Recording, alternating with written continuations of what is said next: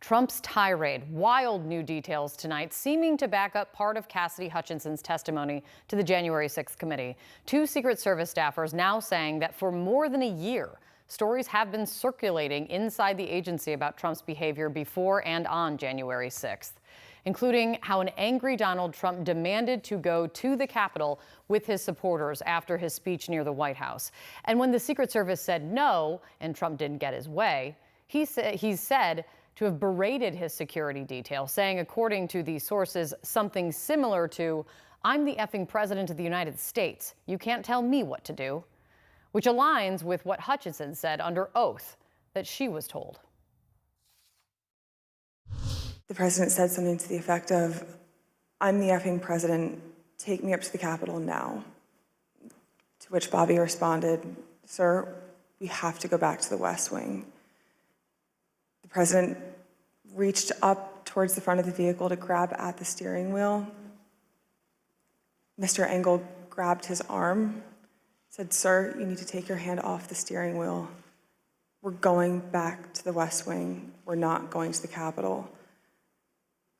Mr. Trump then used his free hand to lunge towards Bobby Engel. And when Mr. Ornato had recounted this story to me, he had motioned towards his clavicles.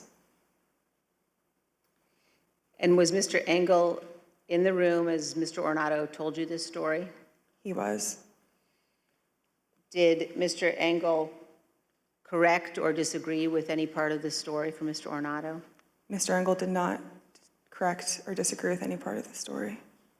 Did Mr. Engel or Mr. Ornato ever after that tell you that what Mr. Ornato had just said was untrue? Neither Mr. Ornato nor Mr. Engel told me ever that it was untrue. Now, while neither source says they heard about Trump trying to grab the steering wheel, they did say this, according to our reporting. Nobody said Trump assaulted him. They said he tried to lunge over the seat. For what reason? Nobody had any idea. We're also learning new details about the attempts to influence Hutchinson's testimony. Multiple sources telling CNN someone on behalf of Mark Meadows contacted Hutchinson before she testified. And that is crucial because Hutchinson was one of his top aides.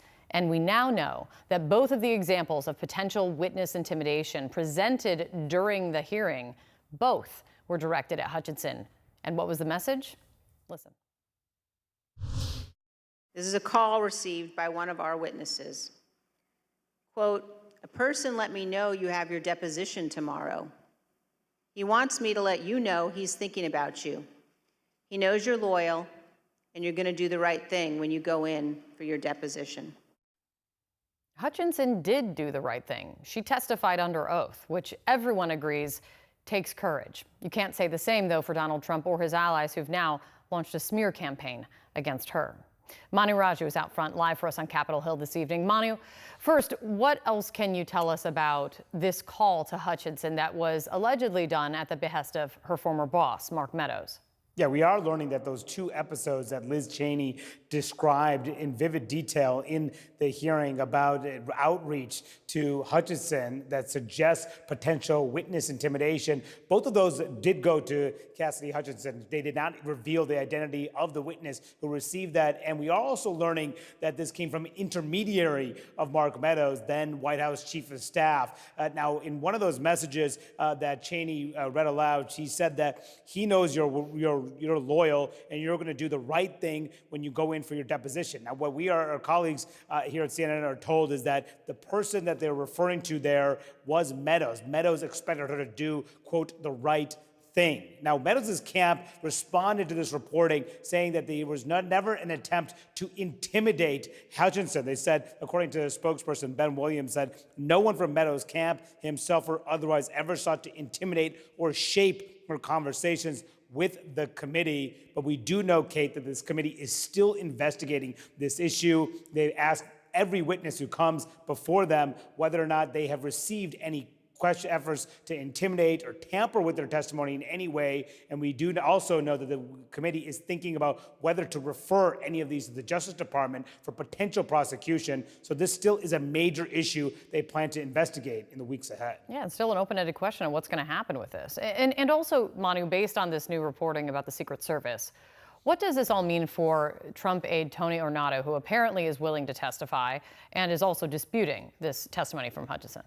Yeah, it's unclear exactly what Ornato will say if he does agree to testify under oath. We've only heard from unnamed officials who say they dispute that he relayed the story to Cassidy Hutchinson to describing this altercation that allegedly occurred on January 6th. But what this reporting does show is that this was an issue that was discussed by law enforcement, by Secret Service in the aftermath of January 6th. It was well known that there was an angry Donald Trump who apparently wanted to go to the Capitol. And that is one of the key things that has not been disputed here, is that Donald Trump wanted to go to the Capitol on January 6th, the day, as he knew that his supporters apparently were armed that day. That's what Cassidy Hutchinson said in her testimony. And one person who could corroborate a lot of these key details too, Kate, is Pat Cipollone, the White House counsel at the time, who has been subpoenaed by this committee, who we're told is willing to testify in some limited fashion, potentially behind the scenes. And he also warned about Trump going to the Capitol, that it could open up to them to all sorts of potential criminal exposure.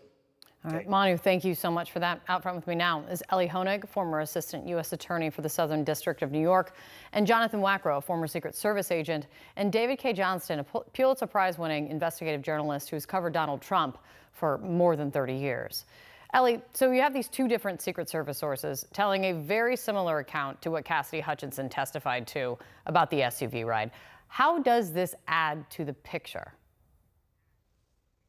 Well, Kate, on the narrow question of did Donald Trump lash out inside that SUV, it really started out as a contest of credibility between Cassidy Hutchinson on one hand and Tony Ornato on the others. You had Hutchinson testifying under oath that I didn't see what happened, but Tony Ornato told me this story about Trump sort of having this tantrum and lunging for the steering wheel inside the SUV. You had Tony Ornato, not under oath, and through spokespeople saying no such thing ever happened, and she essentially made that up out of whole cloth. Well, now we're learning that a story that's substantially similar, not identical, but quite similar to what Cassidy Hutchinson said, has been circulating and well-known inside Secret Service. And that is strong corroboration for Cassidy Hutchinson. And Kate, if we zoom out one level, the key aspects of what Hutchinson testified to, that Trump knew that crowd was armed, that he pointed them towards the Capitol, that he desperately wanted to go to the Capitol, those remain uncontested and strongly corroborated.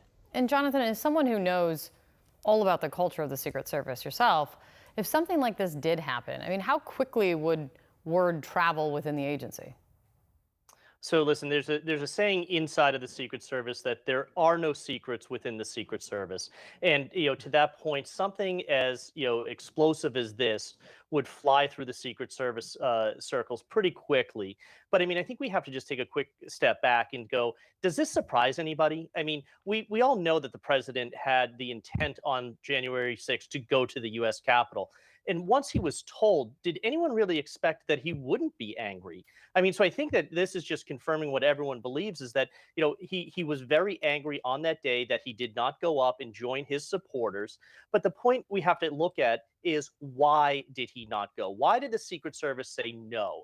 And the reason being is because they did a quick assessment, a security assessment. Could they bring the president up there? And the determination was no, that the threats were too elevated, that the likelihood was high that violence would erupt, and the consequences were too great. And that's why the Secret Service did not bring the president up to the Capitol on that day. And because we well know that Donald Trump himself, according to this testimony, knew that there were weapons in the crowd and also did nothing to try to help and assist the law enforcement officers that were trying to protect the Capitol at that exact time.